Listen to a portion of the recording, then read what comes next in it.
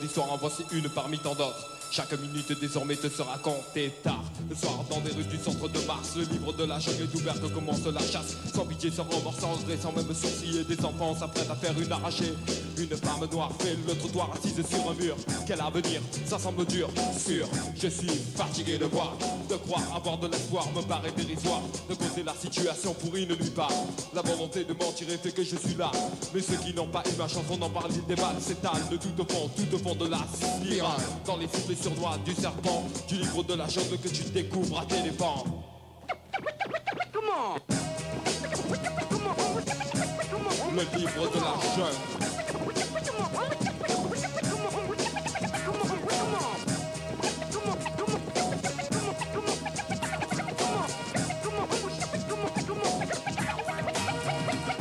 Dans la jungle urbaine, il y a de drôles de spécimens, des animaux crapuleux. C'est pas la peine, il y a des renards croisés avec des fennecs, des rats, des goûts, des hyènes, des chacals, des loups et des chiennes, des rapaces charognards, des vautours, des serpents. Toute la gamme affamée des insectes rampants qui vont se dissimuler en des animaux sympathiques pour ensuite se révéler être de violents parasites.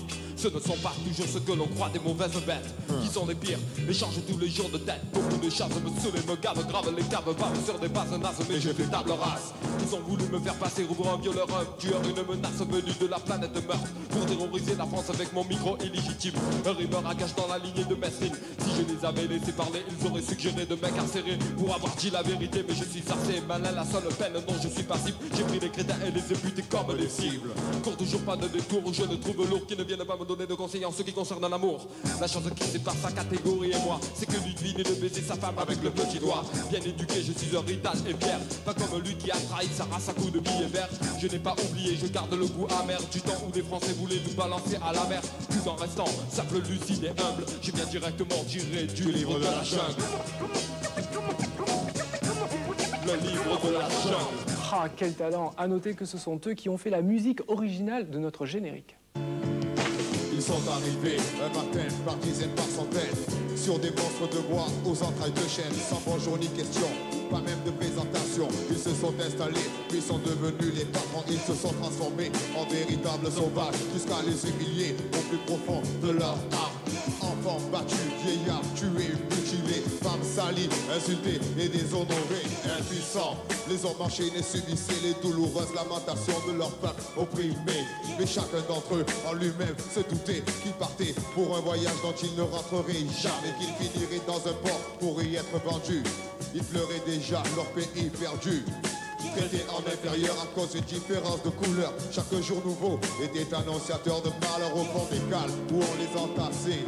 Dans leurs esprits, les images défilaient, larmes au goût salé, larmes ensanglantées. Dans leurs esprits longtemps retentiraient les chants de la partie de leur être qu'on leur a arraché, mais sans jamais tuer l'espoir qui les nourrissait. Un jour ils retrouveraient ces rivages féeriques où s'élèvent à jamais les tartares de l'Afrique. Les tartares de l'Afrique. Perchés sur une estrade, groupés comme du bétail, jetés de droite à gauche tel des fétus de paille. Ils leur ont inculqué que leur couleur était un crime, ils leur ont tout volé, jusqu'à leurs secrets les plus intimes. Piller leur culture, brûler leurs racines, de l'Afrique du Sud jusqu'aux rives du Nil. Et à présent pavoisent les usurpateurs, ceux qui ont un bloc de granit à la place du cœur.